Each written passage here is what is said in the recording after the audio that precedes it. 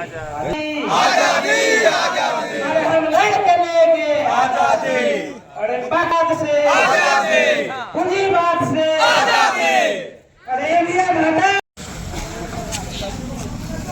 अमर रहे साहब कांसी राम अमर रहे महापुरुष। आप कहिए भूसा गाय खिलाने वाला भूसा ले लीजिए और बाल उठा लीजिए, कहिए पंडित जी खाइए ये चूड़ा और चीनी है। क्या पंडित के माध्यम से या टीवी नहीं दिखाती है क्योंकि वो सब मनुवादी के हाथ में है व्यवस्था, लेकिन जो नहीं किया, अपने जुनून और जज्बात से किया है, अपने संघर्ष और बलिदान से किया है, तो इनकी जयंती या किसी महापुरुष की हम जयंती या पुण्यतिथि मनाते हैं। इससे एक मतलब है कि हमें जो आज हमारा संविधान और लोकतंत्र तो कुचला जा रहा है, खत्म किया जा रहा है, उसके साथ संघर्ष करना।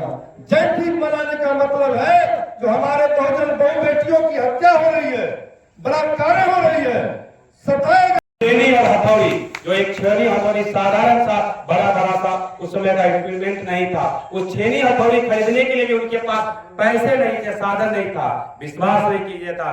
बकरी पालन करते थे, अपने बकरे को बेचकर वो छेनी हथौड़ी खरीदे थे और वो छेनी हथौड़ी के दम पर लगातार सुबह का काम अपने परिवार चलाने के लिए, कृषि का काम अपने गांव समाज में करके ओवर टाइम के रूप में 22 बरस तक लगातार वो पहाड़ पे चढ़ के छेनी हथौड़ा से मारते पहाड़ को, चट्टान को तोड़ने का काम किया बिना हथियार के।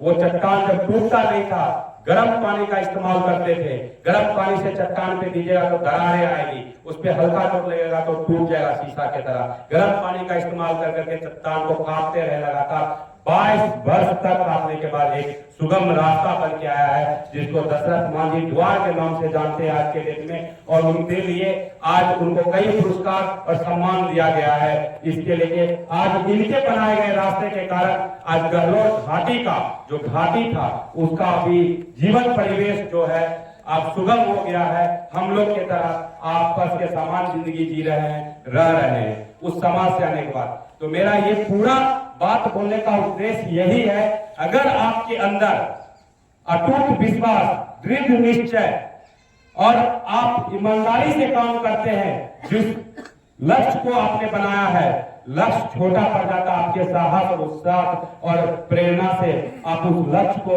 भेद कर अपने हासिल करते हैं, सफलता को हासिल करते हैं। तो आज उन्होंने ये करके दिखाया, जिनके लिए इनको कई पुरस्कार मिला। आज उनके परिवार के रूप में इनके ऊपर जिबली पे मूवी भी बनी है, माउंटेन मैन के रूप में आपने देखा है कई। तो संगठन के रूप में आज नए जो साथी आए हैं उनको शुभकामना देते हैं। ज्यादा बात मैं बस इतना ही कहना चाहूंगा, भीम आर्मी हमेशा आप लोगों के बीच किसी भी दलित, शोषित, वंचित, अल्पसंख्यक, धार्मिक अल्पसंख्यक, किसी के साथ भेदभाव, जातीय उत्पीड़न होता है, उससे पहले भीम आर्मी खड़ा मिलती है और मजबूती से आपका आवाज उठाती है। कहीं भी शासन प्रशासन अगर आपके साथ आपके जो संवैधानिक अधिकार दिया गया है उसका अतिक्रमण होता है, उसका अनुपालन नहीं किया जाता है, तो भीम आर्मी खड़ा होकर प्रशासन को बाध्य करती है कि ये इनका संवैधानिक अधिकार है और ये आपको करना पड़ेगा, उनकी आवाज को सुनना पड़ेगा।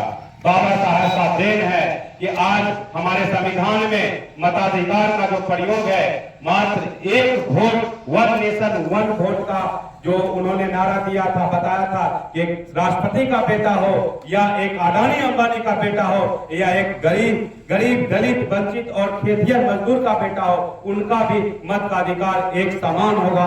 जो इनके मताधिकार के प्रयोग से आज राजा का बेटा राजा नहीं बनता है, रानी के कोख से राजा नहीं पैदा लेता है, क्योंकि मताधिकार के प्रयोग से आज राजा बनता है।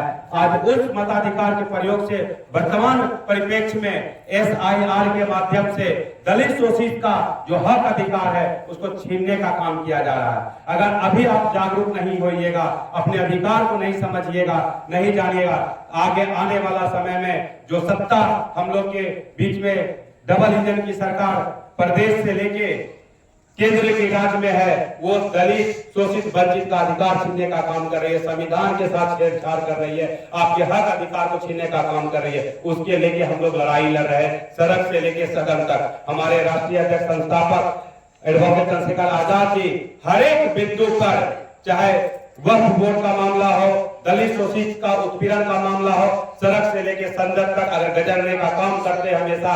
आप भीम आर्मी और आजाद समाज पार्टी के जीतने से पहले जितने भी सांसद आप तक जीते थे, अभी 133 सांसद जीते हुए हैं, कोई भी संसद भवन में जय भीम का नारा लगाने का साहस नहीं किया था। आज एक इकलौता सांसद आदरणीय एडवोकेट चंद्रशेखर आजाद जी संसद भवन में पहुंचे हैं, तो आज वहां पे भी नारा गूंजता है, तो जय भीम से उनकी आशीर्वचन को शुरुआत होता है। तो हमारे बाबा साहब का ये देन है, संत रविदास शिरोमणि, जो हम लोग के इतने अपने आशीर्वचन से, अपने उपदेशों से, हमारे अपने लेखनी से समाज में परिवर्तन का लहर लगाए है, अलग जलाए है। आज इनके विचार से कई सतगुरु और रविदास के रूप में सत्संगी और जो भी आप बनते हैं, जो उपासक बनते हैं, इनके अनुयायी के रूप में, इनके उपदेश के रूप में जानते हैं।